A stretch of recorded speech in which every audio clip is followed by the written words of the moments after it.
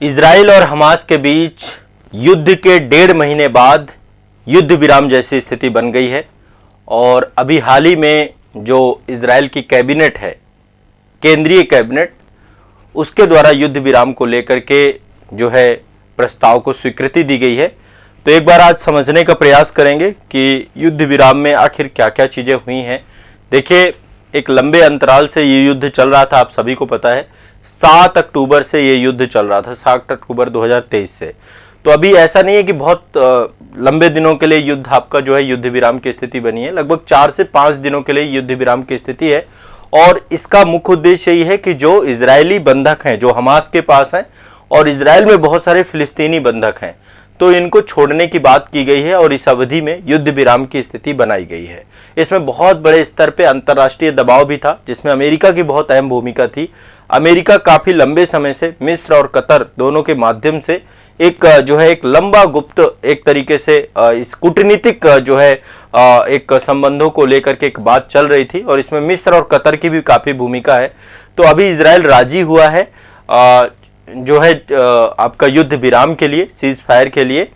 और ये मुख्य तौर पे जो बंधक हैं, देखिए हमास को ये चीज पता थी कि जो हमास ने 7 अक्टूबर को हमला किया था, उस हमले के बाद इजराइल जो है बड़े स्तर पे प्रत्युत्तर देगा, क्योंकि हमेशा से इजराइल ने प्रत्युत्तर दिया है। और इजराइल के पास जो सेना है, इजराइल के पास जो तकनीक है, उसके सामने हमास खड़ा भी नहीं हो पाएगा। तो उसको इस युद्ध में एक ट्रम्प कार्ड के तौर पे बंधक ही लगे। और इन्हीं बंधकों को लेकर जब वो बंधकों को यहां से पकड़ के ले गया, जब युद्ध हुआ 7 अक्टूबर को उसने हमला किया, तो लगभग 1200 इजरायली नागरिक और साथ ही 200 बंधक मारे लेकर के यहां से गया था। 1200 इजरायली नागरिक मारे गए थे उसमें, ठीक है। और ये जो बंधक थे, केवल इजरायली बंधक नहीं थे, इन बंधकों में बहुत सारे विदेशी बंधक भी थे, है ना। तो उनको अलग अलग ठिकानों पर उसने क्या किया, खुफिया ठिकानों पर जितनी भी उसने टनल्स बना रखी हैं या फिर बहुत सारे अन्य संगठन हैं, उन सभी के पास उन बंधकों को रखा गया था। तो जब उनको इन बंधकों को रखा गया था, तो ऐसे में जो है उसको ये था कि यदि इजराइल जमीन से हमला भी करता है, उसके ठिकानों तक पहुंच भी जाता है, तो पहले तो सभी के सभी बंधक उसे मिलेंगे भी नहीं। और यदि उसे बंधक चाहिए होंगे तो हमास से ही बात करेगा और फाइनली जाकर के बंधकों की रिहाई को लेकर के कार्य करेगा, ठीक है। तो अभी जो है जो ये पूरा का पूरा मैटर चल रहा था, अभी युद्ध विराम के लिए दोनों तैयार हुए हैं। और इसमें 50 महिलाओं और बच्चों को रिहा करने की बात की गई है हमास के द्वारा, 50, जिसमें से 3 अमेरिकी नागरिक भी सम्मिलित हैं। और ये आपका भी जो है युद्ध विराम चालू हो गया। और उधर जो है इजराइल 150 फिलिस्तीनी कैदियों को छोड़ेगा जो इजरायली जेलों में बंद है।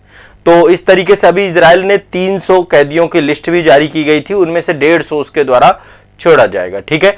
और इसके साथ ही इसमें हमास ने यह भी बोला है कि जो मिस्र की बॉर्डर है, रफा बॉर्डर, वहां से भी बहुत सारा जो मानवीय सहायता भेजी जा रही है, उसको भी इजराइल आने देगा। तो इस पे भी सहमति बनी है। देखिए, अब दरअसल पूरा का पूरा मामला क्या है, ऐसे कैसे हो गया कि 1.5 महीने के अंदर, मतलब जिस तरीके से इजराइल के जो है कमेंट था, इजराइल कह रहा था कि हम किसी भी समझौते पे तैयार नहीं होंगे, किसी भी समझौते पर हमारे ऊपर दबाव डाला गया, युद्ध विराम जैसी स्थिति की बात की गई, यानी पूरा विश्व आतंकवाद के साथ खड़ा है, हमारे ऊपर एक बड़ा आतंकी हमला हुआ है, तो इसलिए वो किसी भी तरीके से युद्ध विराम जैसी स्थिति नहीं लाना चाहता था। लेकिन अचानक ऐसे कैसे हुआ कि इजराइल ने जो है युद्ध विराम जैसी स्थिति के लिए खड़ा हो गया। इसके लिए 2-3 बातें आप समझने का प्रयास करिए।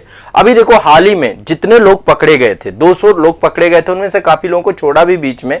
तो जितने भी प्रभावित परिवार थे लगातार दबाव बना रहे थे, और इजरायली युद्ध कैबिनेट जो थी, उन सभी कैबिनेटों से उन्होंने मुलाकात भी की थी। पिछले सोमवार को ही जो है मुलाकात हुई थी।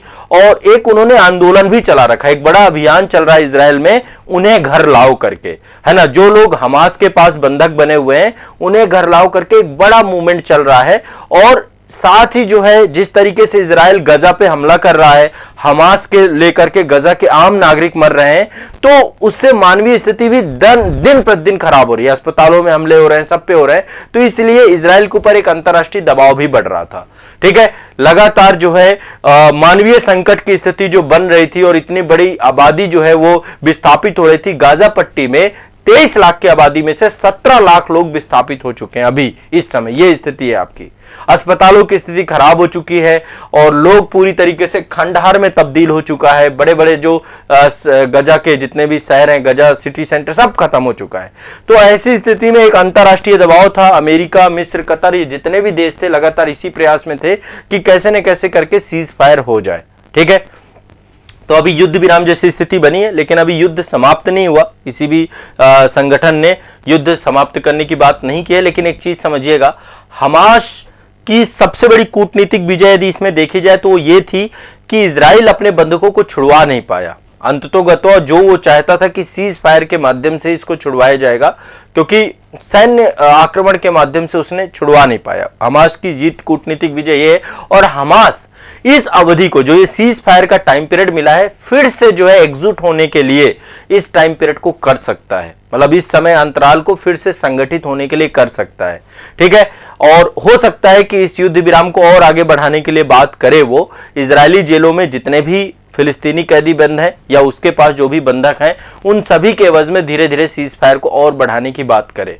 तो अब क्या होगा ये आगे देखना होगा। लेकिन अभी हाल ही में ये जो है आपका फिलिस्तीनी कैबिनेट ने, जो इजरायली कैबिनेट है उसके द्वारा इस युद्ध में युद्ध विराम लगाया गया। ठीक है, तो अभी हालिया स्थिति ये है और ये युद्ध विराम आगामी 3 से 4 से 5 दिनों के लिए होगा और इस अवधि में बंधकों को छोड़ा जाएगा। इसमें जो है कहीं ना कहीं पे मानवीय आपूर्ति भी प्रदान की जाएगी गजा में, और जितनी भी मांगे हुई हैं उन सभी मांगों पे काम किया जाएगा।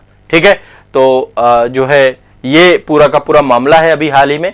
और इजराइल के प्रधानमंत्री बेंजामिन नेतन्याहू और उनकी कैबिनेट ने बताया कि ऐसा नहीं, ये युद्ध खत्म हुआ, लड़ाई फिर से स्टार्ट हो जाएगी। संघर्ष विराम के बाद इजराइल रुकेगा नहीं। तो अभी ये युद्ध समाप्ति की बात नहीं है, ये सिर्फ और सिर्फ कुछ समय के लिए युद्ध विराम की स्थिति जैसी बात बन रही है। ठीक है, तो ये अभी के लिए अद्यतन अपडेट है और इससे जुड़ी हुई आगे जो भी अपडेट आएगी वो मैं आपको बताऊंगा। आप में से जितने लोग इजराइल और जो है हमास को लेकर डिटेल में जानना चाहते हैं, इजराइल और फिलिस्तीन संबंधों को डिटेल में जानना चाहते हैं, मैंने इससे पहले 3 सेशन आप लोगों के लिए बनाए हैं। 3 सेशन में मैंने इन डेप्थ, इन डिटेल सारी चीजें डिस्कस की हैं। आजाद आईएएस एकेडमी के यूट्यूब चैनल पे करंट अफेयर्स विशेषांक प्लेलिस्ट पे वो सारे वीडियो अपडेट है।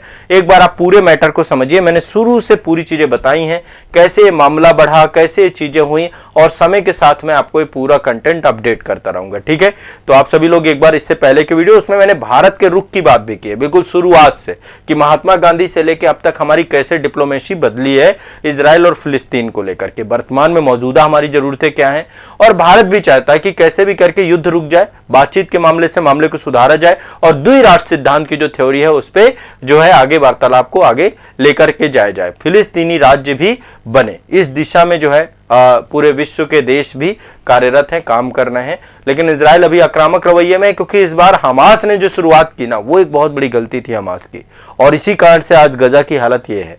ठीक है, गजा लगभग इन्वेड करने की स्थिति में, पूरे गजा पे इजरायली जो है आपका कब्जा हो चुका है। इजराइल ने पूरी तरीके से कंट्रोल और नियंत्रण में अपनी स्थिति बना के रखी हुई है।